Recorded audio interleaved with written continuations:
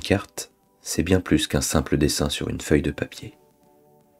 C'est une invitation au voyage, une porte ouverte sur l'inconnu. C'est le reflet d'un monde, qu'il soit réel ou sorti tout droit de votre imagination. Chaque courbe, chaque ligne, chaque symbole raconte une histoire. Les montagnes qui semblent toucher le ciel, les rivières qui serpentent comme des veines de vie, les villes qui vibrent au cœur de ce paysage.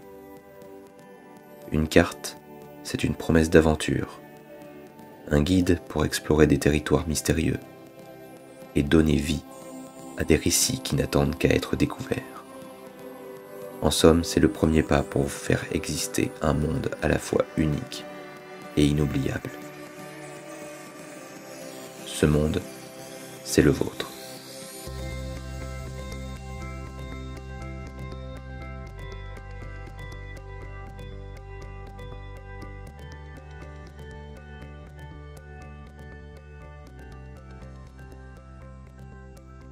Nous allons voir ensemble comment créer une carte pour votre monde imaginaire. Une carte, ce n'est pas juste un dessin. C'est une porte d'entrée vers le monde fantastique que vous avez créé. Alors fermez les yeux et imaginez l'espace d'un instant à quoi pourrait ressembler votre carte idéale. Peu importe dans quelle direction vous souhaitez vous lancer. Cette carte devra permettre de mieux comprendre et de raconter les histoires de votre monde. Et bonne nouvelle, vous n'avez pas besoin d'être des artistes professionnels pour réussir. Alors préparez vos crayons et c'est parti.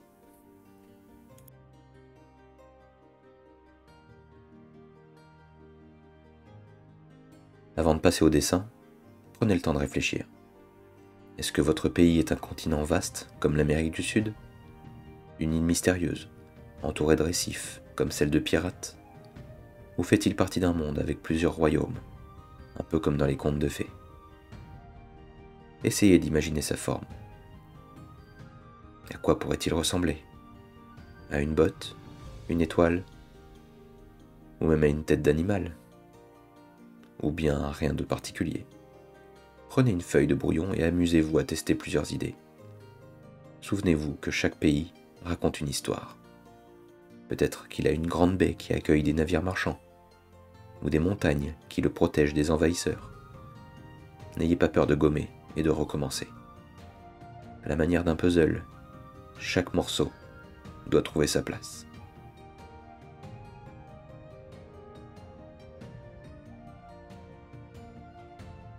Ensuite, passons aux montagnes et aux collines. Ces reliefs sont les squelettes de votre pays. Mais où les placer? Pensez aux montagnes célèbres comme l'Himalaya ou les Alpes. Elles servent souvent de frontière entre les régions. Dans votre monde, elles pourraient être une source de magie ou abriter des créatures légendaires. Elles forment des chaînes comme une ligne qui serpente votre carte. Alors prenez le temps d'y réfléchir, car chaque relief peut devenir un élément clé de votre histoire.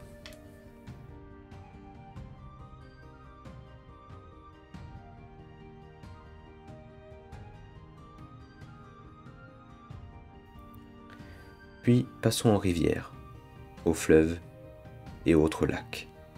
Savez-vous que la plupart des villes réelles ont été construites près de l'eau? Mais pourquoi?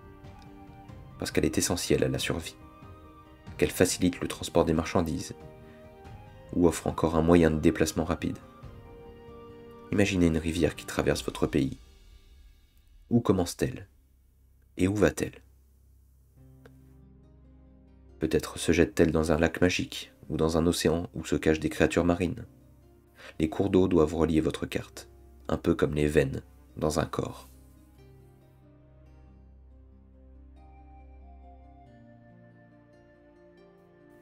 Maintenant, placez les forêts, les arbres et tout ce qui s'ensuit.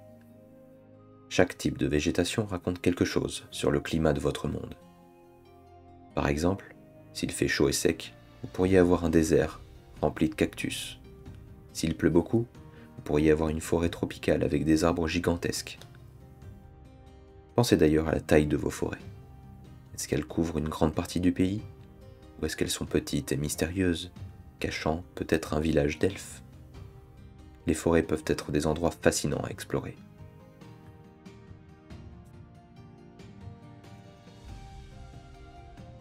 Enfin, placez vos villes. Pourquoi une ville serait-elle ici?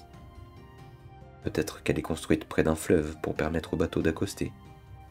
Ou peut-être qu'elle se trouve dans une vallée fertile, idéale pour cultiver les champs. Pensez aussi à l'histoire de votre ville. Est-ce un lieu stratégique qui a survécu à des guerres? Ou un village paisible, connu pour ses artisans? Ajoutez des détails qui rendent vos villes vivantes. Un port, un château, ou même une grande place marchande.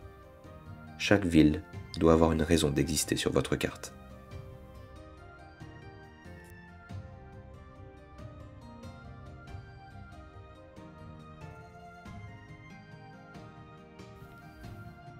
Pour réussir votre carte, souvenez-vous de cet acronyme, le cube.